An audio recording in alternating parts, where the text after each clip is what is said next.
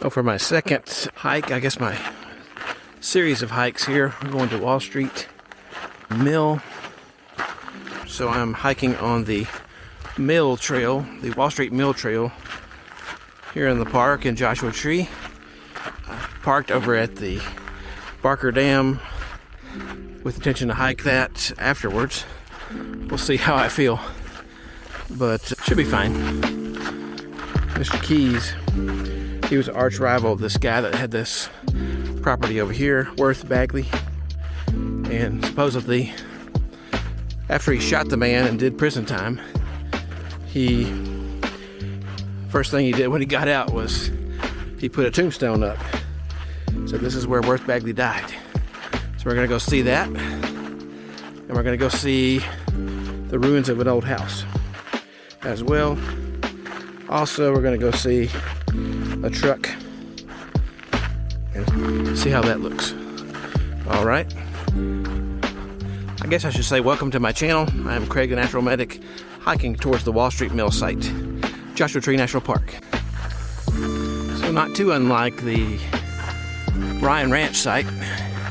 Here are some ruins of an old home, assuming this to be Worth Bagley's house. We're gonna step inside it. All right.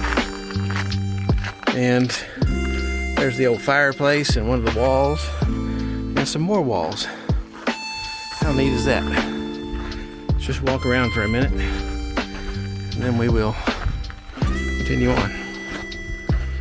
Not much left these days. Lots of rubble and bricks, and just that outside wall right there. But even though a harsh place, harsh environment, certainly a interesting place to live, and beauty in its own unique way. Well, this is an old truck here, but you can still see the numbers on top of the truck, 525151-1 on top of the engine block, and you can see the remnants of the truck. Pretty crazy. The old stick shifter still in place, but the rest of it is in decent shape, but not great. The old seats all messed up. The old stick shifter and gas tank. I guess you sat on top of the gas tank whenever you drove this guy. Pretty crazy. This was Mr. Mann's truck. So this is an old well site. It used to be a windmill. You can see the veins have sheared off a long time ago. And this is how they got water back in the day out of the ground and pumped it up. So I've already seen Mr. Worth Bagley's house and probably his truck and his well site. Right here supposedly is where Mr. Keys and Mr. Bagley had a gunfight and ended up in Mr. Bagley dying. He pleaded self-defense and proclaimed his innocence, Mr. Keys that is, and he said, I'll turn myself into the authorities because I was in self-defense. But he ended up doing time in San Quentin. And that was in 1948, and he returned to his home, and he had a carved stone marker, which supposedly was the first thing that he did. The marker's been vandalized multiple times, so they have this replica of this. It's in the Parks Museum for safekeeping.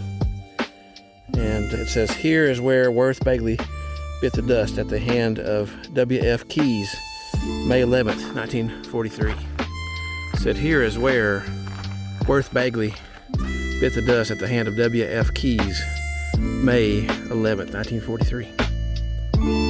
We've already seen Mr. Worth Bagley's house and probably his truck and his well site. Right here supposedly is where Mr. Keys and Mr. Bagley had a gunfight and ended up in Mr. Bagley dying. He pleaded self-defense and proclaimed his innocence, Mr. Keys that is, and he said, I'll turn myself into the authorities because I was in self-defense. But he ended up doing time in San Quentin. And that was in 1948, and he returned to his home, and he had a carved stone marker, which supposedly was the first thing that he did. The marker's been vandalized multiple times, so they have this replica of this. It's in the Parks Museum for safekeeping. And it says, "Here's where Worth Bagley bit the dust at the hand of W.F. Keys, May 11th, 1943. Not hard to see it from this angle, but this kind of explains how it worked. Mr. Keys operated the mill here called the Wall Street Stamp Mill periodically from 1930 to 1966, processing ores from different mines in the area. The diagram there kind of gives you an idea of how everything works. So from the top you had miners putting their ore down the chute here, and then it went through a thing called the grizzly, which separated ore sizes. Larger pieces were brought to the top here to crush, and then you had mill workers down here at the bottom going through, separated by weight. So pretty interesting situation. I think down here we might be able to get a better look at it. Let's see. So right here is where the ore carts would roll on to this trackway right here. The bigger stuff, of course, went into the hopper, which you can't see from here. And other stuff went in to get separated by size, and then they hand sorted it at the bottom by weight. I'll try to get you around to there so you can see that as well. All right, from here you can see it was water powered. So you had several cisterns of water there. Most of the water was pumped in from a long distance, I believe. You had a conveyor belt that took things down. Big stuff went in the top there. Smaller stuff went in the bottom. And then down here in that little shed there is where things were sorted out by weight. So pretty interesting operation. And like I said, I guess Mr. Keys operated this as a profit and processed everybody's ore. Pretty crazy. And here's an old broken down truck. I'm sure was involved in the operation somehow. But it's been sitting here for a while. Okay, so that was the Wall Street Mill Trail. Now I'm going to go over here to the Barker Dam Trail and do that one. That's probably my last trail in the park proper for this trip. All right, I'm on the Barker Dam Trail, headed out to see it. So come along. So certainly the climate around here has changed. You have oak trees, such as the one behind me here, the Turbinella oak. And it evolved with a series of animals to survive. Those included the squirrels, of course, to bury the nuts, the acorns, which helps propagate them throughout the area. You also have little swellings, and I don't see any offhand, but those are called galls, and insects, wasps in particular, on oak trees will lay an egg inside of the branch and will allow it to keep going. I'm still marveling at all the cool rock piles out here in the park. It's just a whole wonderland of rocks throughout the whole park. So cool. Again, more cool rocks. The scenery on this trail so far has been really nice. So this is the famous Barker Dam, and you have a little lake over here. Not a big one, but it is holding water in the desert and changes things for the life that already lives here and brings in a new life, perhaps. There is a deal right here that says built, it says Bighorn Dam, I believe, built by William J. Keys, Phyllis John Key, 1949-1950. So it was built by cattle ranchers in an effort to offer them something for cattle to have water. So you have some water downstream of the dam.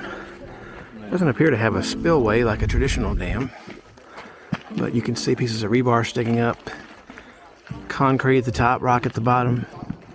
Pretty cool. And what a view over there of that big mountainside behind. This is a creosote bush. They're more found in the Colorado desert, which is the other part of the park, but they have really deep seeking roots that go down to seek water, so they're definitely desert survivors. Look at all these beautiful rocks out here. Isn't that gorgeous? Just beautiful rocks everywhere you look. So right here at the apex of the Barker Dam Trail, there are some petroglyphs. I don't know how good we'll be able to see them on camera.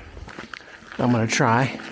Looks like there's some kind of maybe deer ones back there, or sheep, snakes, fish, perhaps lizards. Pretty neat. Now, unfortunately, somebody in the past put paint on these to see them better, and that's, betraying what they are supposed to look like. And their actuality and authenticity. So they don't want you to go up there, so don't harm those or touch those. One thing you do notice about the different species around here is starting to preserve their integrity by having waxy coatings on their leaves or spines and other things to save water. Then you have trees like this. You have the manzanita, which means Spanish means little apple, and they adapt by dropping their leaves back if there is a drought. But their bark is very distinctly brownish, and their fruits are little apple-like fruits. Now back to the video.